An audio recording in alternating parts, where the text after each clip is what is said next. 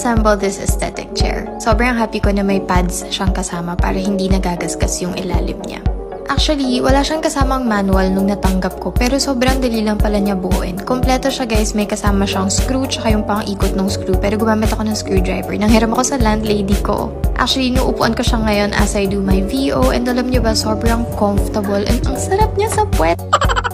So, nag-enjoy talaga akong i-assemble to kahit mag-isa ako. Na-figure out ko naman siya. So, feeling ko caring-carry nyo to gawin, guys. Ako lang ba yung nag-enjoy mag-assemble ng furniture? As in, gustong-gusto ko siyang ginagawa. Ito na yung finished look na, guys. Ang ganda ng quality, ang lambot ng cushion niya, and sobrang aesthetic niya tignan. Bagay sa team puti or sa team puti and kahoy. Bagay din siya sa table ko.